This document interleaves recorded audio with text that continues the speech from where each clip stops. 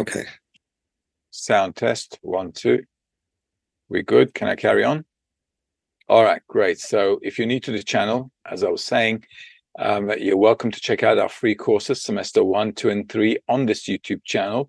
And if you're further interested in the wisdom of Kabbalah, according to how we teach at the Bnei Baruch Kabbalah Institute, Research Institute, then you're welcome to go to www.kabbalah.info, and you can also join like-minded people at the KABU Academy if you like.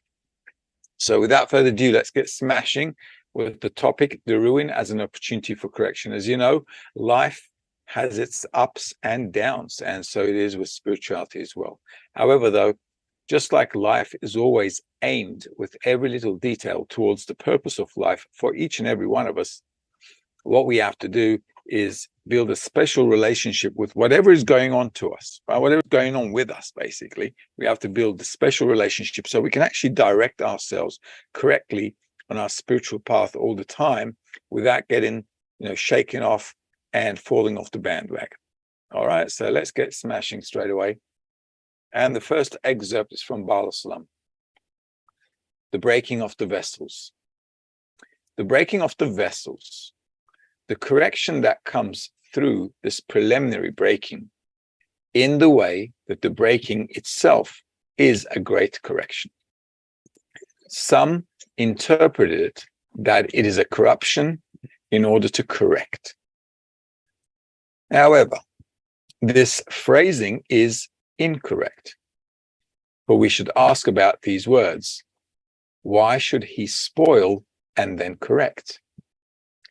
Let him not spoil, and he will not need to correct. However, the thing is that the whole point of the correction and the great benefit that the Creator contemplated in the beginning of creation would not have come to the world were it not through spoiling the vessels in this manner, and whose entire correction is in the matter of clarifying the matter from the beginning that they were never spoiled. All right, so as you can see, we have to build some kind of a relationship to this short little excerpt. So let's go over it again. The breaking of the vessels. The correction that comes through this preliminary breaking in the way that the breaking itself is a great correction. So basically, Baal Islam is saying, look, the Creator could have created everything nice and honky-dory, all right, no dramas. We would have had a great life and everyone would have been just like cozy and happy. However, we would have remained like little animals, like little kittens, all right, in front of the fireplace. So the Creator does not want to have a created being who's got no idea about what's going on. So he wants to create something that can create something like the Creator. All right, and that's really important to understand, because we're going through all kinds of, dramas in life, and then everybody's thinking, well, just, cut me some slack. Well, if he did that, okay, you'd go into animal mode. So he doesn't want to do that. And he's very, very pedantic, very specific, very touchy. Okay. So he needs a special relationship from us according to how he's treating us. And if we don't get that right, well, you know how life turns out if you don't get it right. Okay. So basically, that's what we're trying to do. But the correction is the whole breaking, the whole idea that we feel like our world is just crazy, nuts, incomprehensible. We don't know what we're living for. We don't know what the purpose is. We're all going to end up dead. Oh, my God. All right. So the whole thing with not knowing and not seeing the future is not understanding the process is from all of this confusion, this darkness, we'll be able to create some kind of light with our own work. So the Creator actually created darkness, and that's what the broken vessel is. That's what the shattering is. So in our life here, we're born, we live, and then we die, and it goes by like a dream. All right, so our life is going by like a dream, and it doesn't even feel real. If you think about what we did today, what have I done today? All right, so what did I do yesterday? What have I done last year or all the years of my life? We don't feel it, do we? We simply don't feel it. We're just here today, now, in this situation. Okay. So everything else that's gone by is like a dream. Nobody really well, you don't even think about it, unless it was some dramatic event or or some, very ecstatic moment of your life. You remember those, but well, how many are those around? Not many. Okay. But the rest of our days just goes by, right? And then all of a sudden you realize, well, we're about to hit the coffin. Okay. So it gets there.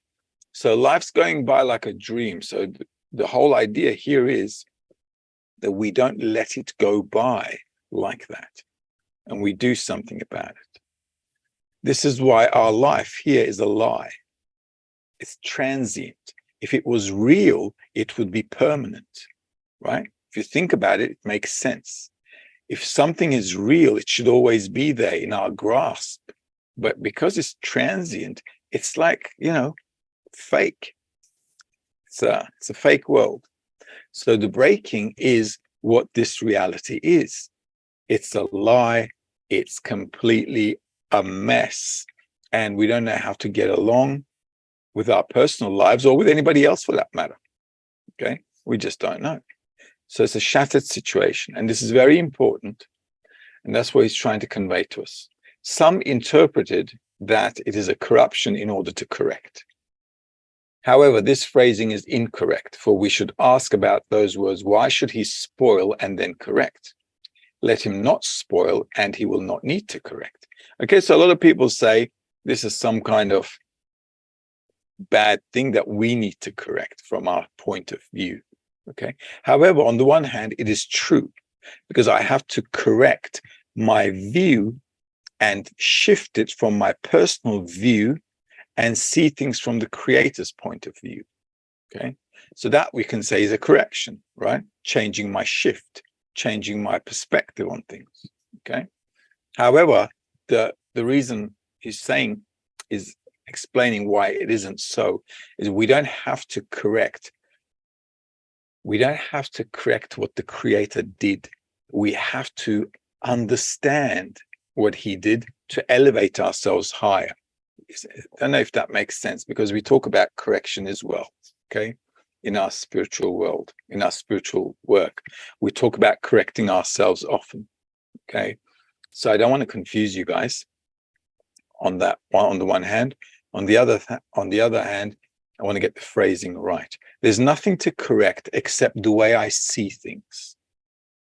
Okay, that's the only correction. So I don't want to correct reality. I don't want to correct whatever the creator did wrong according to what I think is right or whatever. That's not it. I just need to correct the way I see things. And I have to grow up. So I can't look at reality like a child all the time. Okay, and this is what growing up is. So maybe if we can phrase it differently, we want to grow up.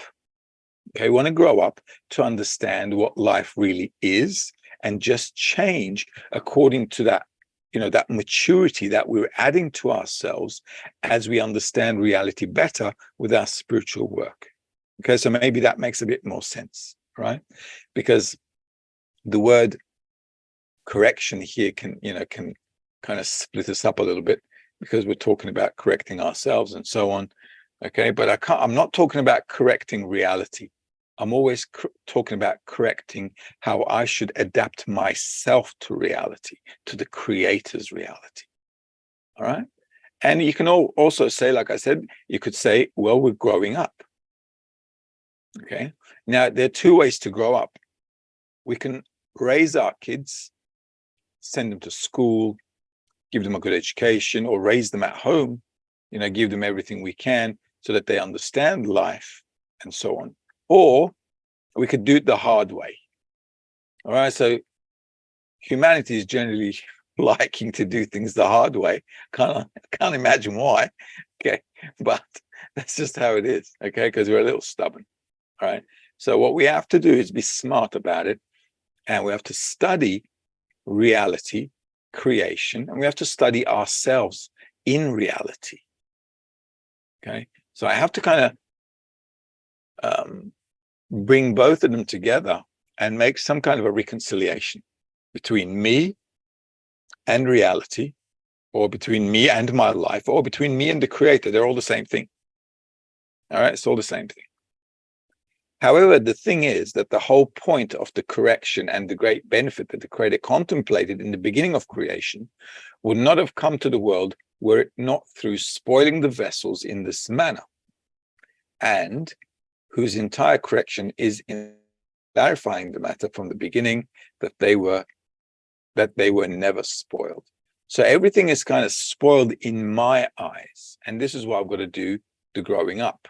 So from the creator's perspective, point of view, we are on a path of, how do they say it in religion? Redemption.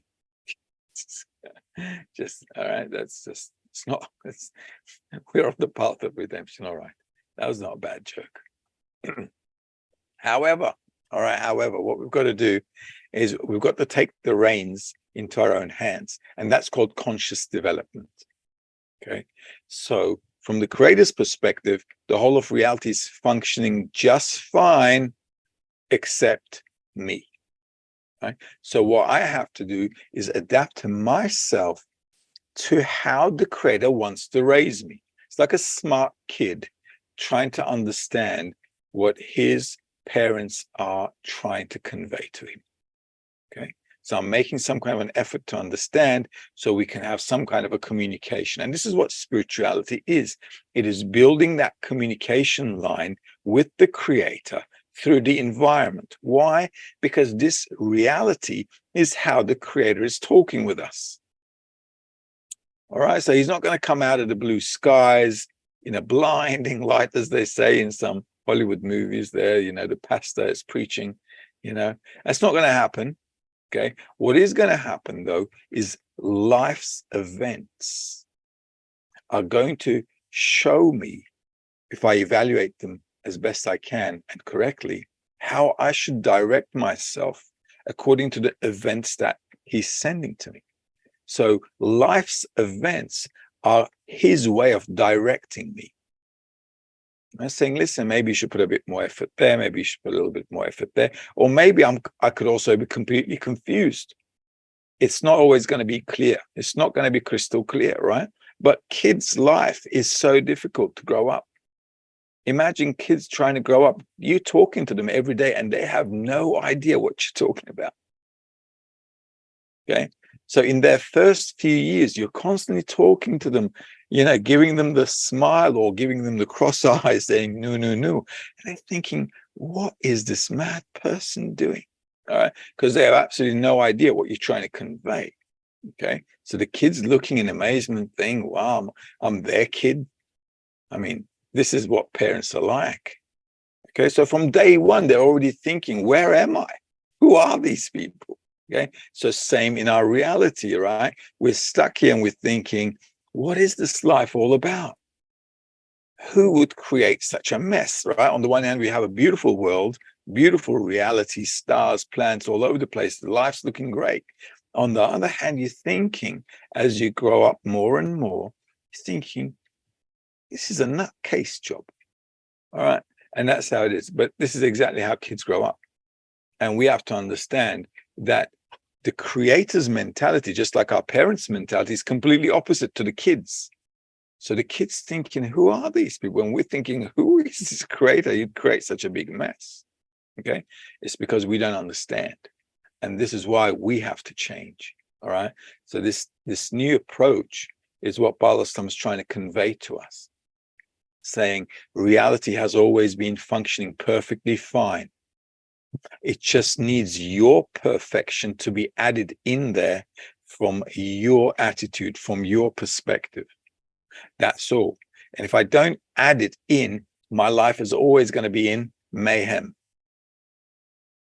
Can't do anything about it. It's like life in society as well. If I don't go with the norms of society, I'm either going to be thrown in jail or the society is going to turn its back onto me. It's the same thing. Right? We can see this in laws of nature. So if I live in a society, I've got to conform, right? I have to go with the flow of how they're living, right? So same thing here. if the creator created a reality, I've got to understand how I need to fit into this reality. If I go to some country, I've got to get used to living how they're living, all right? Because that's the majority. So I can't go there and bring all kinds of laws and regulations, say, well, I'm used to living like this and you guys are going to change. They was like, say, listen, mate, you're the one who came here, so you got to change, all right? And that's exactly how it is. So we came to this reality and we have to understand we have to change. And that is what the correction is. So on the one hand, the whole of reality is perfect and it is functioning perfectly. On the other hand, what we see is a complete different story, which we need to fix. So it's a short little excerpt, as you can see, but if we delve into it even more, talk about it for hours. Okay, so let's move on to number 2. Okay, this is from Rabash. It's from the article "Come Unto Pharaoh" number 1. In spirituality, breaking is similar to breaking a vessel in corporeality. With a physical vessel, if it is broken and you pour into it some liquid, the liquid pours out. Likewise, in spirituality, if a thought of will to receive for oneself enters the kli, the abundance pours out to the external ones, meaning outside of holiness. So holiness means for the creator. Anything outside for the creator is called the other side, or the evil side, the sitra achra, namely the other side of holiness.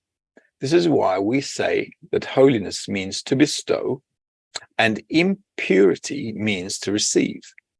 For this reason, we who were born after the breaking desire only to receive. Therefore, we cannot be given abundance, for it will all certainly go to the side of the sitra achra, the other side, the evil side. Okay, so let's go again one sentence at a time. In spirituality, so when we're talking about spirituality, we're talking about existing in reality and functioning in reality like the creator himself. Okay, that's what spirituality is. So breaking is similar to breaking a vessel in corporeality. With a physical vessel, if it is broken and you pour into it some liquid, the liquid pours out. Likewise, in spirituality, if a thought of will to receive for oneself enters the kli, the abundance pours out to the external ones, meaning outside of holiness. So in order for me to actually sustain myself in spirituality, I've got to think about myself just like that vessel. If I cannot be a vessel that can keep the water in, I cannot remain in the Creator's reality. So what we have to do is understand how to maintain ourselves in the attribute of bestowal all the time so we can remain in there. Okay. Obviously, like with all things in life, it has degrees, steps along the way. We can't be there all at once and in one go. So Kedusha means, holiness means for the creator. So it means my intention for doing whatever I'm doing needs to be for the benefit of the creator. Secondly, anything outside of for the creator is called sitra achra, right? The evil side, namely the other side of holiness. This is why we say that holiness means to bestow and tuma, impurity, means to receive. Okay. So there are only two actions on our behalf. I can either bestow or receive. If I receive, I'm out of the game. Okay, I get a red card, I'm out of the game. If I bestow, okay, we're in the game and we're moving forward. All right, so this is how I got to align myself. Now, in spirituality, we're always going to be on both sides of that scale because I can't really correct something if I don't first see what the problem is. All right. So we're always going to be, we're always going to have this period in spirituality as well, right, where we do make mistakes. where we sin, as they say. All right. By the way, only a person in spirituality can sin. All of those people talking about religions out there on the planet, talking about sinning and stuff, no way. You cannot sin. You cannot sin unless you see who you are sinning against. And if you're not perceiving the Creator, if you're not in the perception of the Creator, who are you sinning against? You can't. Okay? So any act of good deed or any act of evil, sin, as in this case, can only be done if you have some kind of connection with the Creator. Other than that, you can't. All right. So all these things in religion about sinning and doing good deeds, and then we're going to go to heaven, la, la, la, da-di-da-di-da, as they say. All right. It's not going to happen. It cannot happen also. It's not logical for it to happen. Why? Because if I want to elevate myself higher, I have to see things from a higher perspective to identify what is right and wrong. Okay. Why do we have so many problems in society? Why do we have individual problems, family problems, societal problems, humanity problems? Why? Because we're in the degree of what we're living in. We cannot solve the degree we are in. If you want to solve your problems in humanity, you've got to go one step higher, don't you? In medicine, we understand how the body works. Why? Because the body's an animal. Okay, my hairdresser understands my hair because it's the vegetative level. Okay, it's the level below. So he knows what to do so I don't get depressed that day with a bad haircut. All right, so he understands this is hair, this is how it functions. He's got control over it. Okay, and so he can solve hair problems. Okay, but if you think about it, we can't solve our own problems because we're at the level of the problem. This is why in humanity now we're getting more sicknesses related to our psychological perspective, our psychological state rather than the corporeal stuff. This is why loneliness is a deadly, deadly situation, right? It's a sickness, a deadly sickness. Depression, drugs, okay, suicide. All of these things are related to our human level, okay, our psychological or our inner spiritual feelings, okay, they're related to that. So accordingly, you cannot solve them. You can only solve them if you go to the level of the cause, and the cause is in spirituality, and that's where we should be in our perception. If I want to solve any corporeal problem, I cannot do it here. I must do it from the above level. Just like a kid cannot solve his or her problems because they don't know what the solution is. So the parents need to step in. Okay. If you left the kid in that situation, it just cannot solve it, because it's stuck at that level. So what do you have to do as parents? We've got to pull them up a level, don't we? Okay, so yesterday it was 1, 2, 3. Today it's 4, 5, 6. Okay, so if I don't put 1, 2, 3 apples in front of him yesterday, say this is 3 apples. Today it's 4, 5, 6. Now I've got 6 apples. All right. If I don't show him, if I don't raise him to the next day, to the next level, he's not going to be able to know what 4, 5, 6 is. He wouldn't know what 1, 2, 3 is. Okay. So this is what spirituality is. It's like a teacher taking us up level by level. This is also why we go to school, so they can raise us up from level to level, from age to age. Same with spirituality. So I cannot solve life's problems if I don't have a higher level of consciousness. In order to maintain a higher level of consciousness, first I've got to see where the mistakes are, right? So then I can say, well, I've got this problem here, which is, as the article says, the desire to receive for myself for this specific desire. Once I identify it, And then I say, this is a desire that I would like to use for myself. Great. Okay. Well, not so great. Well, it's great. I have a desire, but it's not so great. I want to use it for myself. Okay. So we're in a dilemma. Okay. So on the one hand, I have a desire to receive for myself. On the other hand, I understand that I cannot use it for myself. I have to use it in order to bestow if I want to exist in that reality. So I have to see both sides of the coin. Otherwise, I don't know what to correct.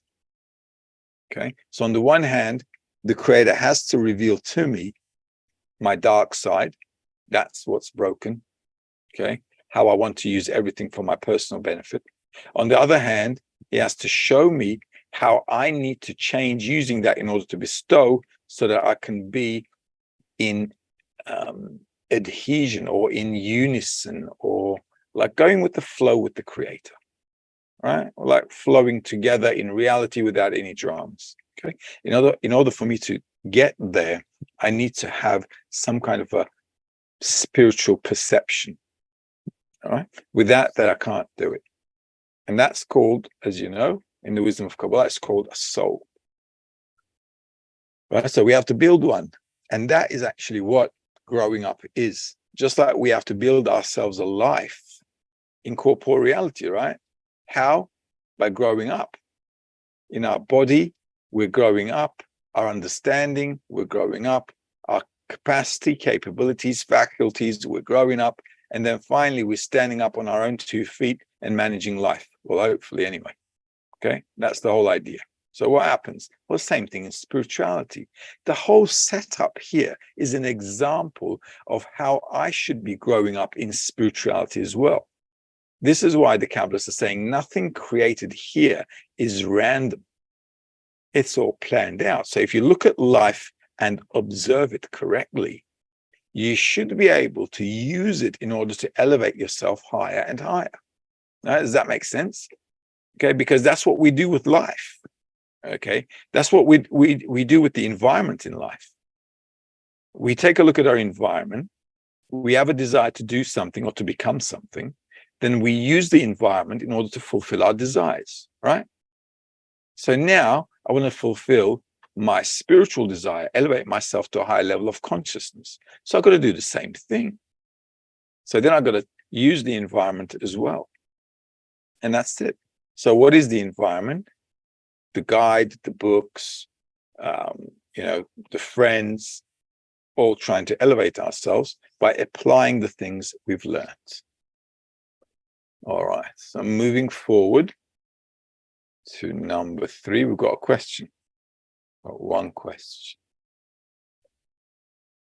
Rachel's asking. As perspective changes, experience does as well. Perspective would change with experience, no? The other way around. Yeah. How to best respond to the changes? Well, how to best respond to the cause of the experience, right? So I experienced something now, let's say good or bad, doesn't matter. So there was a cause, and in me, there was a consequence. Okay. So cause and consequence. Okay. Is that right? Could we say it that way? Okay. So life, actually, so what are we living in life, right? We're actually living the consequences of life, not the causes. Okay. So I'm waking up every day, something's happening, and I'm feeling something in life, happy, sad, ecstatic, angry, whatever, So we're actually living consequences. So let's carry on. So let me just finish the first one here. How to best respond to the changes. The best way to respond to the changes is to utilize them, right? Is to utilize anything that's coming to you, according to what you want to attain. And I'll tell you why. Because the Creator is doing everything in all of our lives in order to get us to the purpose of life. So if I think about it, then I say to myself, well, whatever he's doing everything, all right? From my thirst to hunger to whatever I want. He's doing everything in order to direct me to the purpose of life. So if I think to myself, well, whatever happens, how can I use whatever is happening to me now in order to take one step forward towards the creator? Because whatever is happening to me is his step towards me, whether it's good, bad, ugly, beautiful, we don't care. No, we don't mind. Okay, as long as he's doing something to us and I'm feeling some changes. Because if I feel changes, whether it's good or bad, it doesn't matter. It's good because now I've got stuff to work with. If I don't use what he's giving to me in order to advance forward, then I'm like a guy in a coma, right? On the one hand, I'm complaining about life. On the other hand, I'm stuck in bed, can't do anything about it. Okay. And then you get into this vicious cycle. Then you don't know what to do with yourself. Okay. So this, and how can I use the things coming to me in order to advance in spirituality? Okay. So that's the question. The answer to that question is this. I have necessities in life, right? The answer to this question. I've got necessities in life that I've got to take. Okay. I've got to make sure I'm taking care of my necessities. Those things I cannot get out of. I've got to take care of the family. We've got to eat. We've got to have a place to live, whatever. You know, we have to have a normal life. In order to have a normal life, I've got to work and sustain myself as best I can. There's no running away from this. This is how the world is working. And I have to go with the flow of the work, right? This is how the world is going. So I have to go, on the one hand, I've got to go with corporeality. Okay. On the one hand, I've got to do that. Whatever I need to do in corporeality to maintain a normal life, I have to do it. And I have to treat corporeality according to the rules of corporeality. Okay. So I've got to work like everybody else. I've got to abide by the laws. Okay. And I've got to be a good citizen, in short. Right. And make sure I'm taking care of myself like everybody else is. That's the corporeal side of things. The other thing is the spiritual side of things. Now, everything that's happening to me in my feelings and sensations with respect to spirituality must come to surface in my connection with the friends. Okay. The reason for that is the connection between people is parallel to the connection with the creator. So anything spiritual that I want to use to advance myself in, I've got to pick it up from the connection with the friends. Okay. So corporeal stuff, I'm not mixing that stuff with the creator. All right. We've got to keep the meat and the milk apart. Do you know what I'm saying? Okay. Keep things kosher. Right. So corporeal stuff, I take care of corporeality according to how the world is working. So I don't get confused. If I'm sick, I go to the doctor. I don't say it's from the creator. He's good, that does good, and I'm sure he's going to fix me up, because he won't. Okay, so you better go to the doctor. All right. But that's corporeality. Spirituality, it must always be in the group, because there I want to discern the things that are against the love of others, which are revealing in me. Because those are the stuff I've got to fix in spirituality. Does that make sense? All right. I'm not doing much different in corporeality. In corporeality, we've got issues with people and we've got to fix them and get things done, right? In corporeality, we're also dealing with people. So I'm taking care of corporeality according to the laws of the outside world, how we get along with people on a regular basis. Spirituality, I'm doing the same thing, but the direction is completely different. I'm dealing with people in order to build a connection so we can elevate ourselves to a high level of consciousness. So I can correct what's in me, or I can want to correct what's in me. All right. I can start to see what needs to change in me by trying to connect with others and seeing what traits of mine are against that connection. That's where the spiritual work is. Okay. So that's why we've got to keep them separately. So everything that comes to me from corporeality is also for the purpose of my existence, but I deal with it in terms of corporeal framework. And spirituality, I deal with it according to the Kabbalistic framework. You can see they're pretty similar.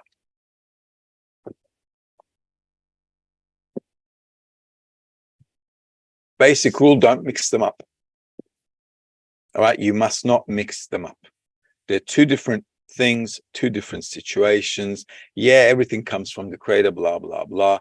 But you must always do whatever is in your hand to do, both in corporeality and in spirituality. Otherwise, you're like a kid who's bringing his homework or her homework to their parents and saying, hey, you do it for me.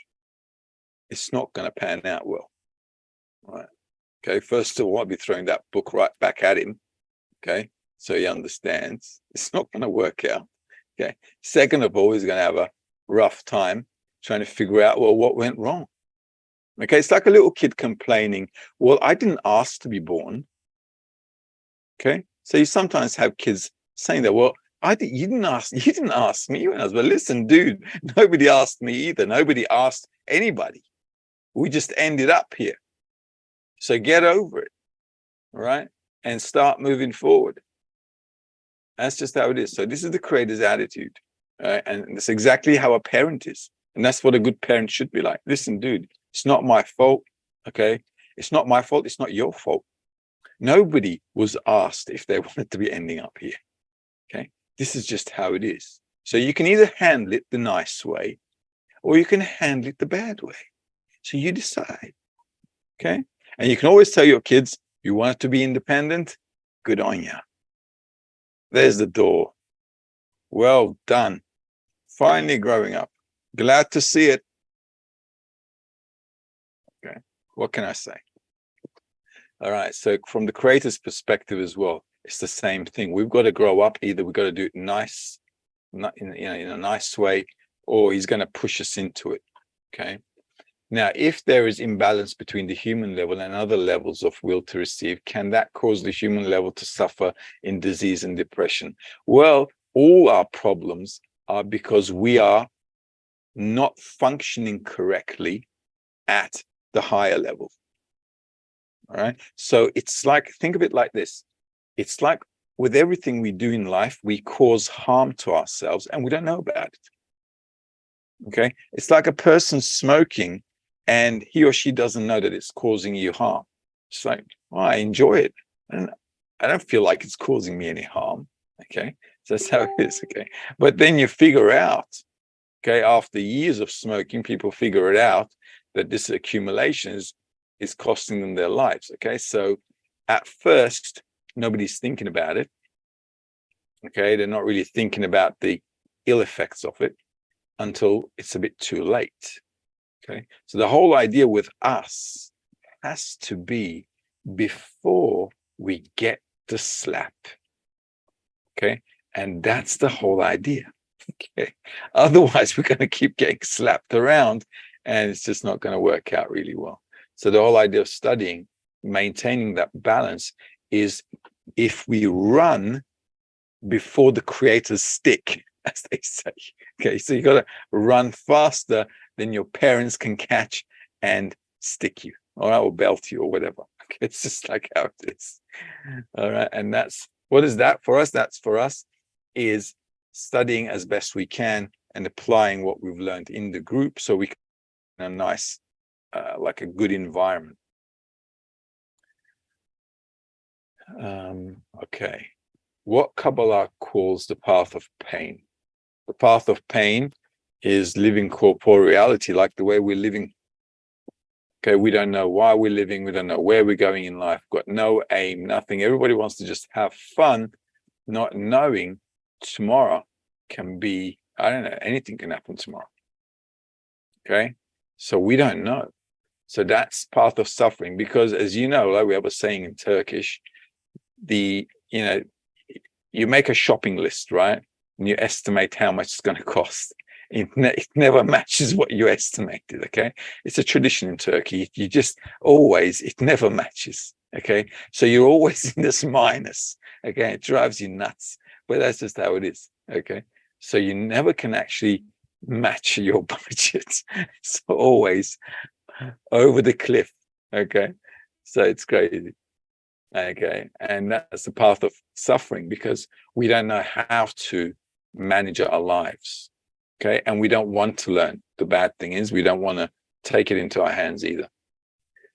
if humans are at odds with creation, are they at odds with the creator? Oh, of course, every time we're in a bad mood, actually, we can say we're at odds with the creator as well. All right, there's a good reason I'm trying to add humor to the lesson. All right, because we can't go to the creator with a sad face. Okay, we can't. Seriously, you cannot go to someone you love with a lemon face. Okay, because it's just like, well, where's the love, right? So the creator understands also that we have to, if we want to progress towards the creator, we have to like grow up.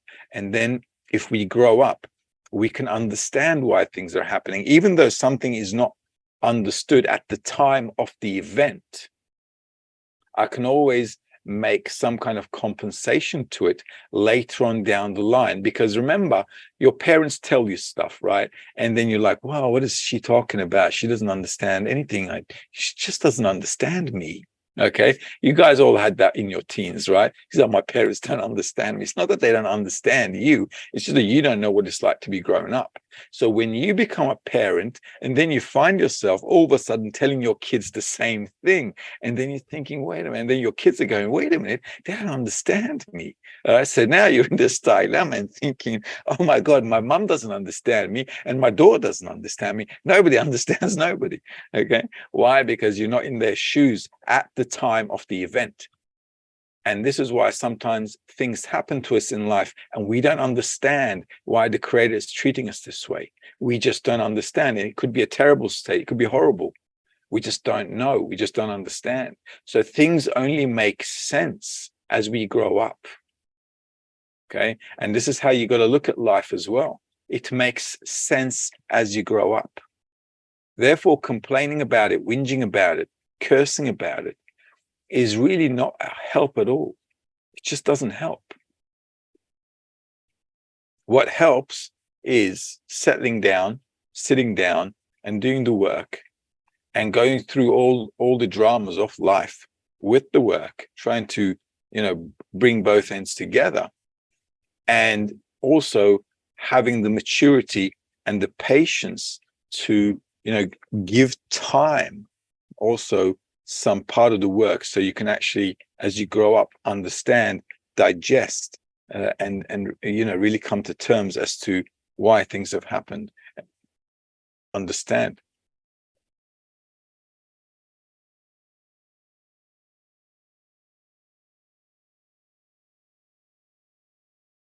I wish they did. I really do. Okay, but they don't. All right. I wish they could grow up like a calf in a few hours, stand up in a few days, understand what's going on, and then just take off.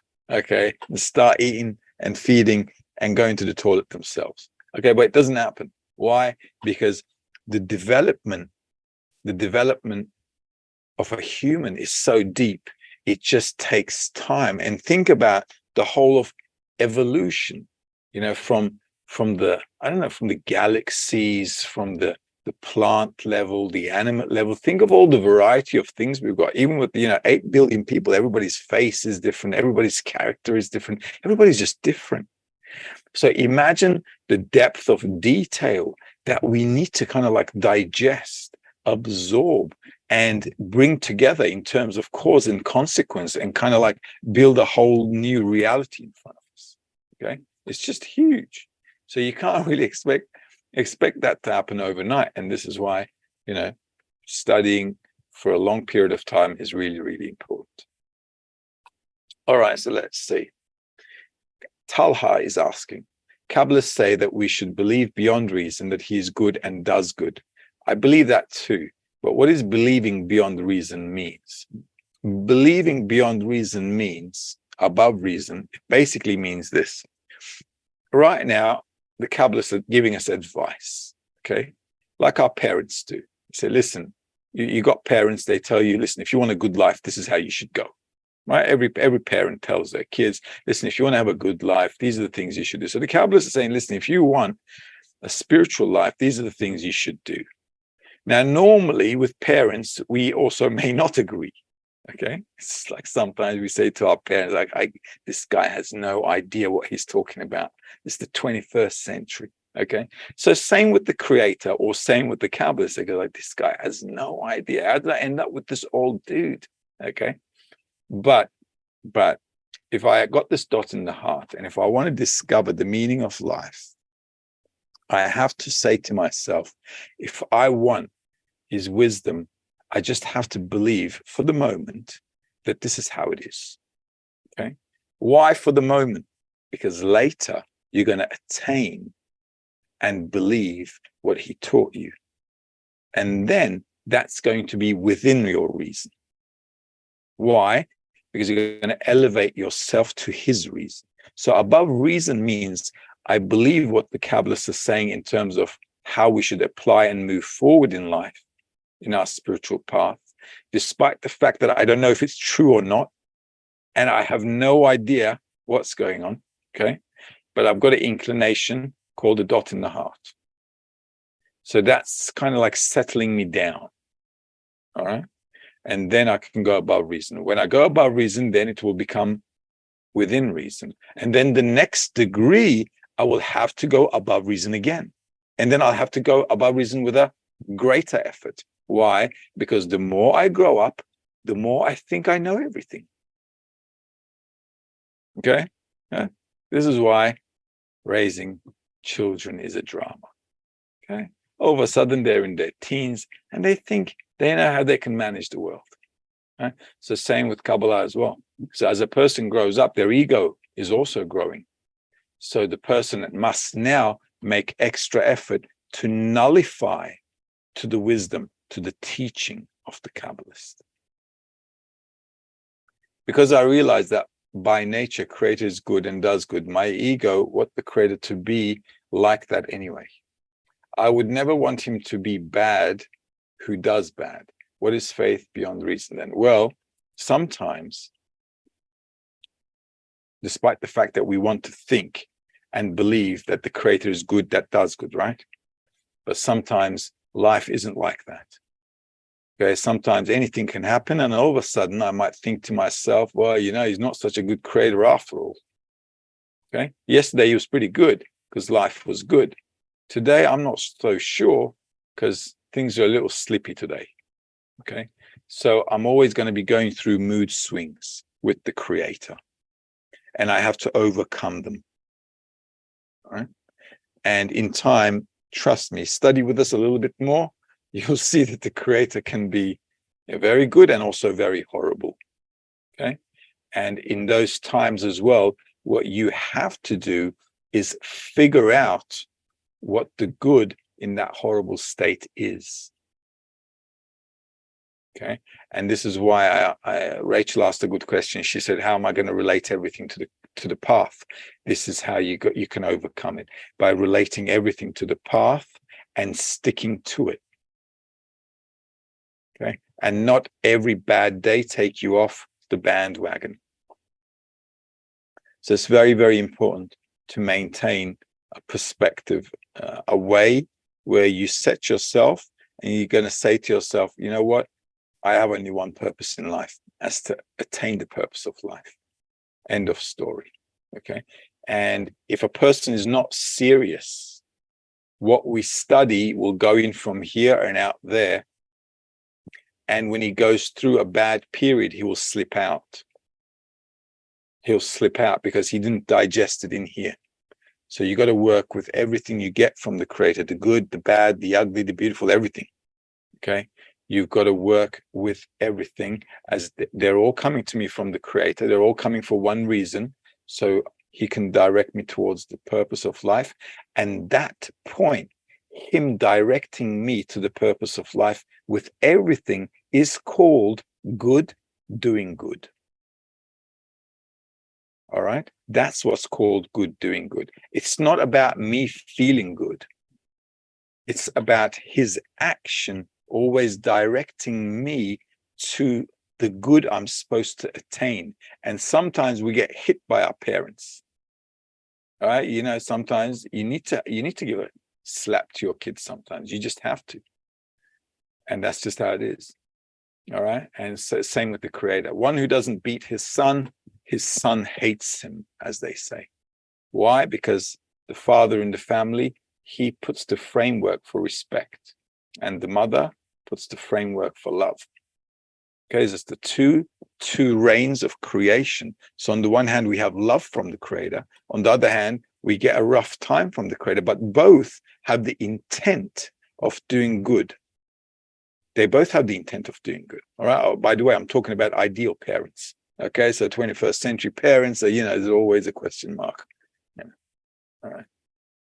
So if we're talking about ideal parents, they have to keep a balance between the good and the bad. You can't give the kid all the time the good stuff, because they'll just run wild and they won't have any discernment of what something negative can be and what they should do with it.